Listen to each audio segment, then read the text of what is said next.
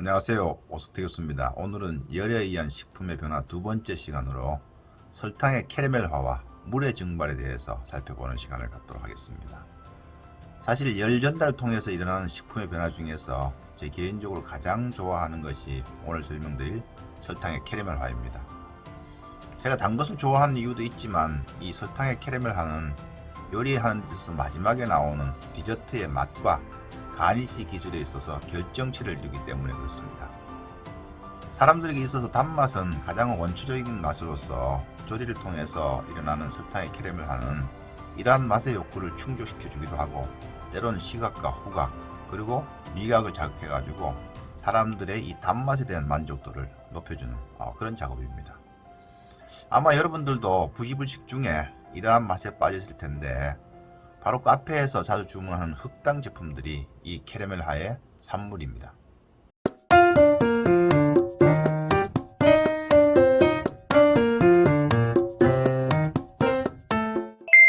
캐러멜화란 건식열 조리를 할 때에 식품 속에 포함되어 있는 탄소화합물이 열분해와 중합 반응을 일으키면서 갈색으로 변화되어 풍미가 좋아지는 현상을 말합니다.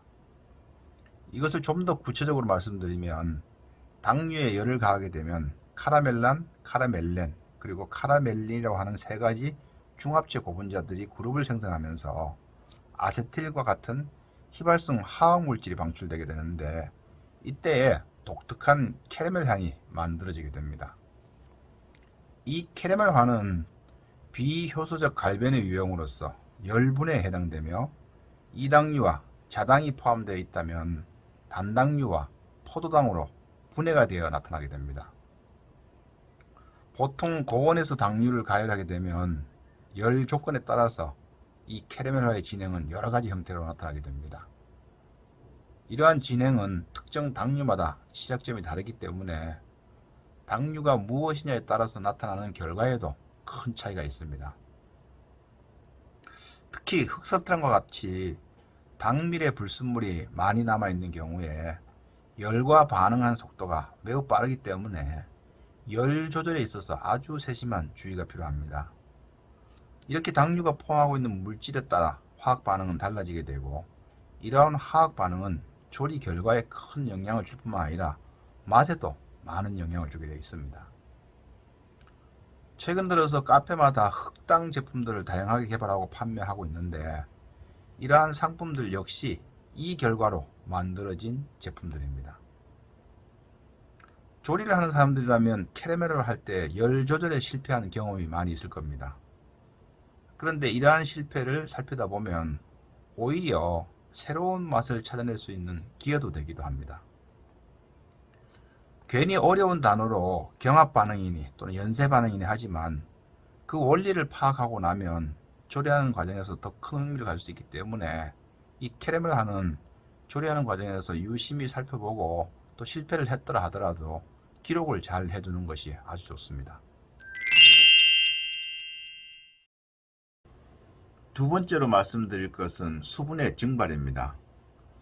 육류나 야채, 생선과 같은 식재료에 열을 가하게 되면 질겨지고 또한 건조해지면서 형태가 변하게 됩니다. 조리하는 과정에서 수분의 증발은 자연적으로 이루어지기도 하고 의도를 가지고 증발시키기도 합니다. 그리고 경우에 따라서는 증발을 억제하기도 하는데, 이 모든 것은 식품을 바람직한 상태로 변화시키려고 하는 일련의 노력이라고 보시면 되겠습니다. 식품의 정도에 따라서 차이는 있지만 모든 식품은 수분을 함유하고 있습니다. 그래서 여기에다가 열을 가하게 되면 식품 내에 존재하는 물 분자 운동이 활발해지고, 그 결과 수분은 가스나 증기 형태로 변하게 돼서 외부로 방출하게 됩니다. 조리 과정에서 수분을 증발시키는 목적은 여러 가지가 있겠지만, 그 중에서 대표적으로 맛을 증가시키고 또 식품을 보존하고 질감을 좋게 하기 위해서입니다. 맛을 증가시키기 위한 수분 증발로는 소스나 스프를 졸이거나 토마토 또는 버섯과 같은 채소를 오븐 또는 햇볕에 말리는 것이 여기에 해당됩니다. 물론 수분을 증발시키고 나면 재료의 저장 기간도 늘어나게 됩니다.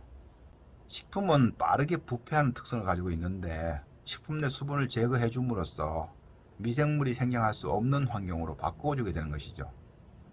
건조된 채소와 과일 또 그리고 각종 곡류가 여기에 해당되는데, 문제는 수분을 제거하고 나면 대부분 질감에 문제가 생긴다는 것입니다.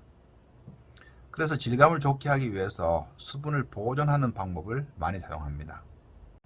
다음 시간에 지방에 대해서도 말씀을 드리겠지만, 육류의 경우에 지방과 수분은 이 질감과 아주 밀접한 상관관계를 가지고 있습니다.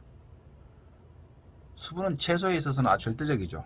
시들은 채소보다 싱싱한 것이 식감이 좋다는 것은 두말할 나위도 없겠죠. 조리에 있어서 가열하는 가운데서도 수분 증발을 억제하는 노력을 많이 하게 됩니다. 예를 들어서 육류의 보조 손질법으로서 바딩과 라딩이 지방을 통해서 수분을 억제하는 방법이었다면, 시어링과 소테는 순간적으로 높은 열을 가해서 재료에 밀봉 효과를 주어서 수분이 밖으로 빠져나오지 않도록 해줍니다. 조리를 할 때 압력도 수분 증발을 억제하는 방법으로 사용됩니다. 가령 닭을 튀기거나 밥을 지을 때 우리가 압력을 가하게 되는데, 이렇게 하면 외부로 방출되어야 될 수분이 닭과 쌀의 내부로 침투하게 됩니다. 그렇게 되면 튀긴 닭과 만들어진 밥의 질감은 훨씬 더 좋아지게 되는 것이죠. 이렇게 물의 증발은 조리하는 과정에서 의도적으로 조절하는 경우가 상당히 많이 있습니다. 따라서 왜 이렇게 해야 하는지, 또 어떠한 조리 방법이 효과적인지를 고민한 다음에 이것을 정리하고 기록하게 되면 더 좋은 결과를 만들어낼 수가 있을 것입니다. 오늘은 열에 의한 식품의 변화 두 번째 시간으로 설탕의 캐러멜화와 물의 증발에 대해서 살펴보았습니다. 다음 시간에는 지방의 형태 변화에 대해서 짚어보는 기회를 갖도록 하겠습니다. 오석태 교수였습니다.